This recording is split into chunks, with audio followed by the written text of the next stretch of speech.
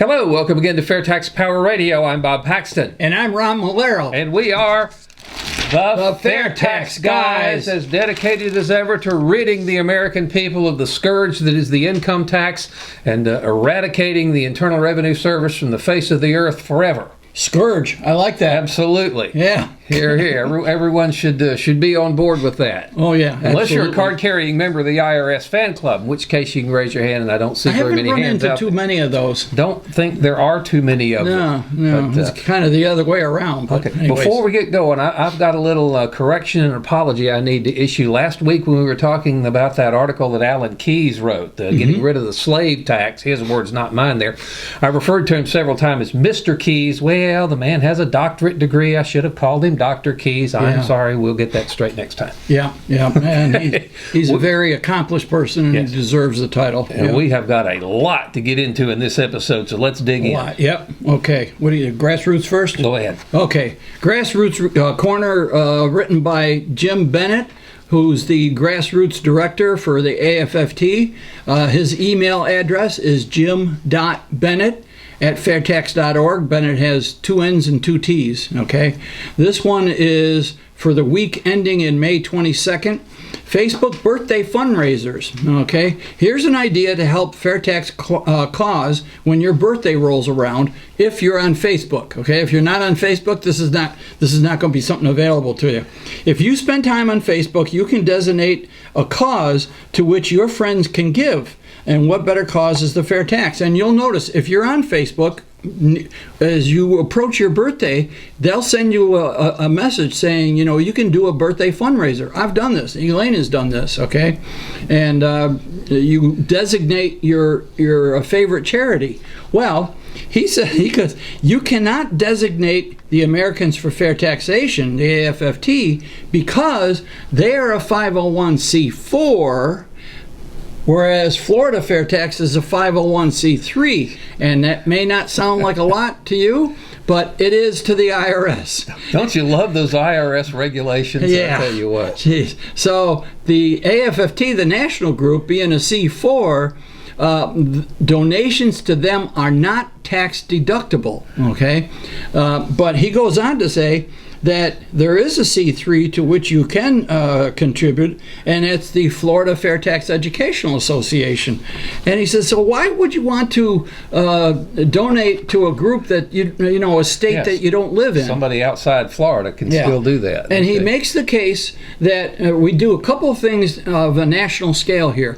The FAIRtax logo store is located here in Florida, and the Florida Fair Tax Association funds that thing, and also FAIRtax Power Radio is funded. I mean, it's not a lot, but it is funded by the Florida Fair Tax Educational Association. So he makes the case that Florida Fair Tax does do some national things, so you can contribute. Or if you can find another C3, if you try to do something along the lines of the fair tax, maybe your state organization is a C3, you should look into that.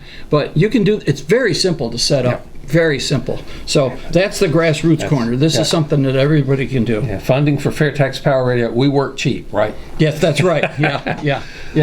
Okay, let's dig in. Even if we got a raise, 2 times 0 is still 0. As we usually do on the first episode of a new recording session, we look at CONGRESS.GOV. There's more stuff here that we can get into this time. We may have to save some for next episode as well. But I wanted to get on this one. This is S3784. A bill to amend the Internal Revenue Code of 1986 to provide monthly rebates to every individual residing in the United States during the COVID-19 pandemic. Two things. Note the word legal is missing from there, so I know where that's going. But so during the COVID-19, once that thing passes, and who's to judge when it's passed? I mean, when the numbers are at 0 or when the numbers fall below a particular threshold, but whatever.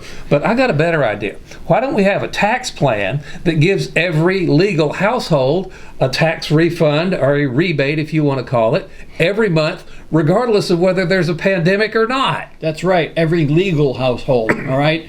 And I made the case before, my parents and grandparents came here legally almost 100 years ago now. And so that's my stance. They should do it legally, like my family did. Okay. Yeah, I think that's a dandy idea. And the fair tax, that's just one of the many problems the fair tax would solve. Yes, that's true. And you don't have to wait till you've got a pandemic to get it. The fair tax will give you a refund. Actually, it's not an entitlement now. You're getting back your own money that's collected from you that you don't owe with what the fair tax here calls the prebate. But it's interesting that somebody thinks that everybody should get a monthly rebate. And so, well, that's a great idea. Let's just do it with a fair tax. Yeah. Yep. That would be a whole lot easier. Okay. All right. We've got some video we need to share here a bit later on, but we were talking a week or two ago about candidate pledges. Yeah. If you can get a candidate in your area, especially one for Congress or for Senate, to sign the AFFT Candidate Pledge, if you can get them to do it on camera and send us the video or put it in the cloud someplace, a Dropbox or Google Drive, and send us a link. Or at least take a still shot. Yeah, we'd love to put the video here on FAIRtax Power Radio, and no video, we'll do the still shots as well. And we've got a new one here we're going to tell you about here in just a second. But let's go through our list of candidate pledges. Very quickly, we mentioned this before. We're going to do it again quickly. Alan Waters is a candidate for Senate in Rhode Island. He has signed the pledge. All these people have signed the pledge. Dr. Rich McCormick, Georgia 7 for the House. Rick Phillips, Iowa 2. Stephen Everly, Iowa 2. Stanley Adair, Alabama Senate. William Schaefer, Iowa 3. Gavin Rollins, Florida 3, and we had a video on We got him. his video earlier. Yep. Steve King, who's an incumbent, he's in Iowa 4. All these people have signed the pledge. Vance Dean, Georgia 8. John Rutherford, who is also an incumbent, Florida 4. Joseph Mulatto, Florida 3. And Phil Arlinghouse, Tennessee 1. And we have some new ones since we last reported. Jeremy Taylor, Iowa 4, so he's running against Steve King. And there's another Iowa 4 up there someplace. And Alter Richter, New Jersey 4, he signed it. In fact, there's a video on the FAIRtax Facebook page with Mr. Richter signing the pledge. And finally... And here's our new one. Roll it. Okay. And we're here today with Kat Kamek, who is one of a number of candidates running to replace Ted Yoho, who is retiring from Congress, Florida District 3. Thank you very much for taking a little time with us today. Absolutely. Thank you so much for having me. Now, the Florida FAIRtax Educational Association, as you know, is a 501c3. We cannot endorse or promote anybody, but we can educate. Absolutely. And we can tell people where they stand on the fair tax and who signed the pledge and who hasn't. But right quickly, a little bit about yourself and what inspired you to run. Well, so obviously, I think I'm the baby of the group of candidates that are running. But I think when it comes down to it, we are the candidate that has the most experience. And when my boss, Congressman Yoho, made the decision to retire, we kind of looked around our team and said, you know, we've got a lot of work that we've done, but we still have a long way to go. And so we wanted to make sure that we kept that work going, that same work ethic alive. But also as a young millennial conservative, I feel that we have had, as the Republican Party, the right message for a long time, but maybe now it's time to send a little bit of a different messenger. So I think with Gen Z and millennials really being the lion's share of the voting bloc in today's day and age, it's time that we have a representative of that generation who knows how to get things done on day one. And so we're excited and we are in the race. Yeah, that's great. Yeah. All right. What was it that initially attracted you towards the fair tax? Well, we have been an advocate and a champion of the fair tax for about the last 8 years through our work with Congressman Yoho's office. But prior to that, our family business, we were in monuments and commercial sandblasting. And so being in a small family business, you really are subjected to every whim of the federal government, including our very cumbersome tax code. And as a small business owner, you are basically treated as though you get penalized for succeeding and growing, and there's very little certainty in the tax code. So I learned very early on that the tax code was not designed to incentivize companies to grow or reinvest or create more jobs. It was actually the opposite. And so the fair tax to me is very attractive because it does the complete opposite of that. Yeah. And most jobs in this country are created by small businesses. Exactly. So it's very important to let them. And you know, Bob, when we talk to various business people, they have the same message. You know, Exactly.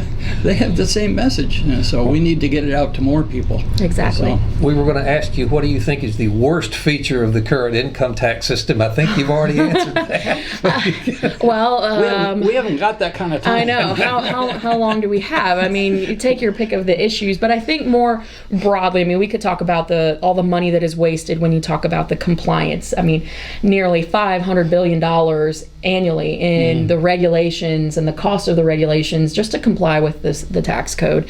But I think more broadly, the problem with our current tax code is that it is un-American in nature. It penalizes people for succeeding. Yeah. It drives innovation and investment overseas, and it really forces people to try to maneuver so that they aren't penalized or pay a higher tax bracket. Yeah. I've had friends who they've negotiated salaries and they said, nope, if I make this much, I get pushed into a new tax bracket, so I need to be mindful of that. And I mean, that's un-American at the end of the day. So You had an example of that, didn't you, Bob? A friend of yours? Yeah, that actually happened to a friend of mine. They had to go back to their boss and say, please take the raise back because I'm making less money now than I was when before. Exactly. That's insane. Let's flip that around and ask you what your favorite feature of the fair tax is. I think from a business owner standpoint, the thing that I love most about it is that it gets rid of the income tax, so personal tax, and then the corporate taxes. As a consumer, I love that it gets rid of all the embedded taxes. So all of the cost of goods will just inherently go down. They will decrease because people don't realize when you're talking about just something as simple as, a 2x4 that you pick up in Lowe's or Home Depot. Think of all the taxes that were paid along the way. That's right. From the time that it was harvested, from the time that it was in the mill, then it was put on a truck. I mean, all those different pieces of the supply chain that touched that piece of lumber have been taxed multiple times over. And at the end of the day, it's consumers who pay for it because they are the last stop. That's the one thing people don't understand. People can catch on really easily that the price of the labor and materials that goes into the making of product is easy. The consumer pays for that. But when you tell them that you're paying the corporate taxes, oh no, corporations have to pay their fair share. Exactly. No, they pass their fair share and all those compliance costs you mentioned right on down to the consumer. Exactly. And we love this. It's the same also whether they make a product or provide a service. It's the same concept. All right. All those embedded taxes are in there, whether they produce a product or provide a service. And it is the consumer, as we said, it is the consumer always that pays for it. Absolutely. And like Bob said, that's a hard lesson to get across to some people. Exactly. What's it going to take to get Congress to muster up the political will to do this? Well, and I think that's one of the reasons why our campaign is so attractive to folks is that we have had the experience of being on Capitol Hill for the last 8 years, both in the district here in the state of Florida, but also we've learned over the last 8 years how to navigate the halls of Congress. And the thing that I have found up there is that you can get a whole heck of a lot done when you have outside pressure from constituencies pushing. And that is why it is so important to have grassroots movements like the FAIRtax Association pushing on members in every congressional district around the country. Because when you light a switchboard up, nothing gets done. And that is the most important thing that a grassroots organization can do to really get the attention of Congress. And when you have constituents from every district around the country calling and demanding that their member co-sponsor the fair tax bill and really support it, you're gonna start to see that movement. But it also helps having advocates on the Hill. Like myself, I'd be proud to co-sponsor this legislation, talking to our colleagues, not just within our own conference, but across the aisle. So that's really how you get to move the needle on something as significant as the fair tax. Great. So shall we go ahead and sign it? Sure, absolutely. All right, let me move my little cup here. Yeah, we are very pleased that you've elected. Actually, we could have gotten this done a couple of months ago if it wasn't for the lockdown. Yeah, a little global pandemic. Oh, yeah. That's... Okay. Alrighty.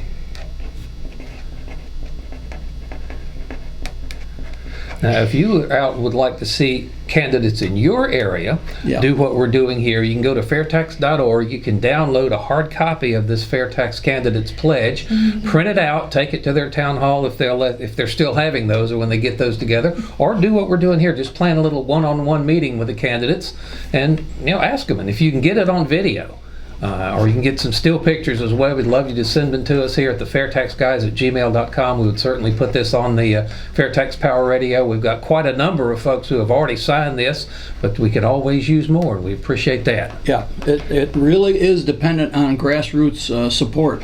And Congressman Yoho, when we interviewed him, he made the same case. Yeah. In fact, he went so far as to say if a congressman's office gets 10 or 15 calls on the same subject, their ears perk up and they really understand that. So it's very important that everybody get involved in this. Just don't leave it to the FairTax guys and a few volunteers. Everybody has to get behind this. Well, and I just want to commend you guys because you do such an excellent job going around to different events, educating people, and it's not just the political groups that you guys are at. I see you at festivals, I see you at fairs, I see you at county fairs, and that's really, really important. And so I just want to thank you guys for really taking the time. Want to hold that up for the camera? So yes. Yep. All right. There you go. That's good. Bob, why don't you witness it? I don't need to witness it. All right, I can do that. That's good. That's good. Well, we appreciate your time. Absolutely. And thank you. Just to let everybody know too, we're going to, after this video, we're going to spend some time with her staff and make sure that all of her staff understands the basics of the fair tax. So, that's what we do as volunteers. There we go. Well, and again, thank you guys so much for all that you're doing to help promote economic freedom and a simpler and fair tax code. I really appreciate it. We are pleased, and as you can tell, we are passionate about this. Absolutely. Otherwise, I'd be out playing golf. All right. Well, again, thank you for your time. Appreciate your effort. Thank you. And we will be talking to you later. All Thanks, right. Bob. Thank you. All righty, and there, as you see, we have our second Florida 3 candidate signing the FairTax Pledge. Now, Kat Kamek was Congressman Yoho's chief of staff for a while, so she is very familiar with Congress, and of course, we don't endorse, we don't promote. Now, as private individuals, we can do that, since we kind of represent the Florida FairTax Educational Association, we will err on the side of caution and not do that and expose that organization to any kind of issue. But there were some really cool things that you need to take note of here with Kat Kamek. Yeah. The one of the I made notes a little bit here after we got home and I reviewed the video. She, when we asked her, how did you get involved or how did you get originally attracted to the fair tax? And she, again, like many other people, talked about, well, we had a family business doing this and such, so forth. And we realized what a hassle the income tax was. And when we found out about the fair tax, we thought that would be much better for our family business. We've heard that over and over again. We're going to hear that next week as well. We've got a businessman we're going to be talking to on FairTax Power Radio next week. So there's a little promo for next week. So and it makes sense because large corporations, they can afford the CPAs and the tax accountants and so forth. So it's just a cost of doing business, which they pass on to their consumers. Okay, all right. But for small business people, it's a hassle. It was interesting that Kat and Alan Keyes were thinking along the same lines. The worst feature of the income tax is it's un-American. Amen. Yeah. So she's in good company there, and we couldn't agree more. It's un-American. I mean, when you authorized the IRS to ignore the Bill of Rights, that's un-American. It is. Yeah. I mean, there's just no two ways around it. So we need to get rid of the IRS, the income tax and the IRS, and one of the reasons is it's un-American. Although I'm not sure everybody in Washington would agree with us. They think it's quite American, but no, it's not. It was never intended by the framers of the Constitution. Yes, it was unconstitutional for the first good little bit of our history. Yep. And then we also asked her, all right, what's it going to take to get this done? And she mentioned, and you'll hear this again next week, pressure from the citizens, from their constituents, all right? We need the constituents. We need you folks to call your representative and senators and on a regular basis, and get other people to call with you, all right, to hammer them about the fair tax. They need, be respectful, but be persistent. Exactly. And they need to hear from you time and time again. And they need to hear from more of you, all right? Not just one or two, okay? It can't be just the fair tax people, volunteers across the country. You've got to have many, many citizens calling their representatives and making the point, we want you to get on board with the fair tax, or we want to know why. All right. So that was good. All right. That's absolutely good. So Florida 3 is at least in pretty good hands. We've got we've got a good number of candidates running, 2 of whom we have talked to and got video on and have signed the FAIRtax Pledge. And I guess the really good news for fair tax supporters here in this district is that Kat is one of, if not the front runner in the race here. It appears that way. When you get a dozen candidates, you usually have 2 or 3 at the top, and the rest also. Kat's one of the top ones that has a really good chance to win this thing. Yeah. So we'll keep an eye on it, and we'll see how that goes. Okay. So we have got about 7 minutes left here. Yeah. And so I've got a question here, or actually it's a comment from Paul Livingston that I thought was pretty good, and it kind of goes along with what we're talking about here. Just a thought, a message to end a fundraising letter and any call to action. He said, it goes like this. When someone asks, do you think the fair tax will ever get passed? Okay. The reply is that's not the question. All right. The question is, do you want it to be passed? All right. And what are you going to do to see that it does pass? All right. And it goes along with just what we're saying. We as citizens can at least make a phone call or send an email to our representatives. It is incumbent upon us. If you like the fair tax, please don't be just somebody who watches our show for a half hour each week and then you forget about it. We need you to do at least a little bit by contacting your representative and senators. All right, it's very important. And you can do it online at PopVox. Yeah, that's a great way to do it. Yep, POPVOX. Great website. You have to log in with your name and address. They want your address because then they know what congressional district you're in, and they know who your representative and your senators are. And you can look up any pending legislation such as HR 25. That'd be a good one. Yeah, HR 25. And you can weigh in whether you are in favor or against it. And I know you'll be in favor of it, correct? Yeah, once you understand it, you'll demand it. Exactly. So that's a very good way of contacting, because when you make a comment on PopVox, I'm in favor of HR 25 because this, and this, those comments will go to your representative, all right? And you will get a response. And we remember talking to Congressman Yoho, says they do have people. The Congress critters themselves have got way too much to deal with, but everyone up there has got at least one staff person whose job it is to keep an eye on PopVox and see what the hot button issues are. It's a very good site. They've made a name for themselves by keeping up with things. One thing they pay attention to is not only the ratio of positive to negative comments, just the overall number. And so we mentioned before, you can have 100% support with 6 out of 6. Yeah. But, if you got 6 out of 6, that's fine. But if you got, 5,000 versus, 200, then that works. So there's 2 ways of using PopVox. You get 2 results. First off, you go in there and you be one of the people that's in favor of it. And 2, it sends a note to your representative. What could be better? And easy. And another real quick thing you can do, House.gov/contact. Yeah. Tell the president we want him to get behind this. And now chances are real good that during the campaign season, neither candidate is going to take any really, the fair tax is sometimes considered a pretty radical position, and it is rather extreme tax reform. I mean, you yank the whole tax code out by the roots and replace it with something entirely different.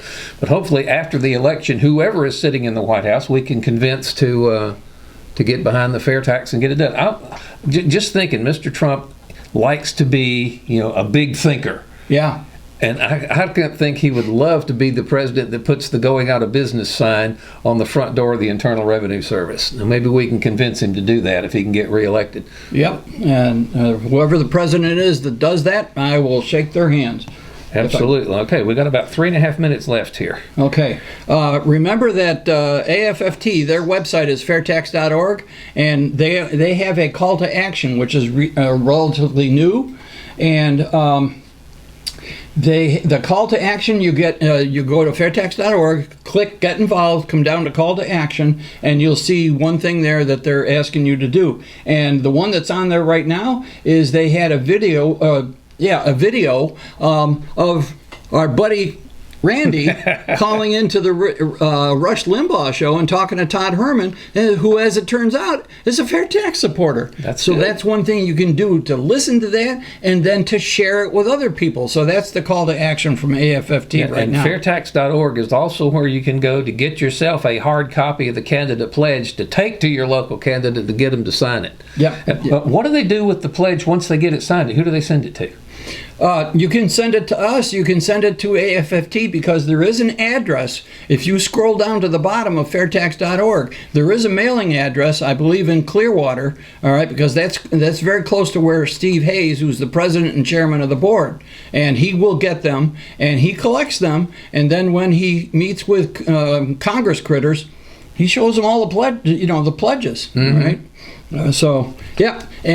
Make sure that we know about it. You can email it to us. You can mail it to Steve. I mean, however you want to do it. Okay. Alrighty. All right. Well, what do we got here? Yeah. Oh, share the Fair Tax Power Radio videos and podcasts. All right. Our podcasts are on Spreaker, Apple Podcasts, and iHeart. Our videos are on YouTube, and we have our own website, FAIRtaxGuys.com. Yes. So there's lots of ways to keep up with it. Now, don't get confused. Our email address is thefairtaxguys@gmail.com, and the web address doesn't have the on it. It's just fairtaxguys.com. Yeah. So, okay. So we didn't mean to confuse anybody with that, but sometimes you just... And don't forget that on Sunday morning at 9 o'clock, our show is broadcast live from WTOB in Winston-Salem. So whether or not you live there, you can listen to it live, or you can get it online. And on Sunday, July 5th, we will be there doing that show live, and we will videotape that one and show it to the rest of the audience later. Yeah. We'll be live on WTOB on the Sunday after the 4th of July, the 5th. That's going to be interesting. That's going to be fun. Yeah. All right. I don't think I've called into radio stations before, but I don't think I've ever done a live show. Well, actually, I have. Yeah. That's not. I used to do one on NASCAR, a call-in show on NASCAR, which is totally different from what we're talking about here. Well, that's cool. Yes, that is too. And okay. So at the end, write letters to the editors if you can. Call your local talk shows if you can. Go to the logo store, get you one of these little scrolling banners. And if you're listening to an audio-only version, you need to come back and see what one of those things looks like. Yeah. And that is going to wrap up this edition of Fair Tax Power Radio. Thank you so much for watching and listening. I'm Bob Paxton. And I'm Ron Malero. The Fair Tax Guys reminding you once again that the fair tax is the only truly fair tax, and once you understand it, you'll demand it. The fair tax does not hurt the poor and does not reward the rich, because it's not a straight sales tax like the sales tax we already have. The fair tax creates a level playing field by taxing everyone at the same rate at the cash register, but untaxes the household up to poverty level. This means that those living closer to the poverty level pay a lower overall tax rate, while those living a lavish lifestyle pay a higher overall tax rate. Yet the law still applies to everyone equally. This is called the prebate, which reimburses every legal American household the taxes they will have to pay on the basic necessities each month. As those basic necessities vary by household, the fair tax untaxes you and not the purchases. This keeps tax lobbyists out of the picture and keeps you in control of what you pay. Do you think the prebate will be too expensive and act just like a huge welfare program? The prebate will cost less than half of what the current deductions and exemptions cost, and operates just like the standard deduction you already take. It's your money. You're just getting it back each month rather than once a year. Everyone under the fair tax controls their own tax rate by deciding when and how much money they spend above poverty level, and thus how much they pay in taxes. To learn more, please visit fairtax.org, and be sure to like us on social media to help educate your friends and spread the word.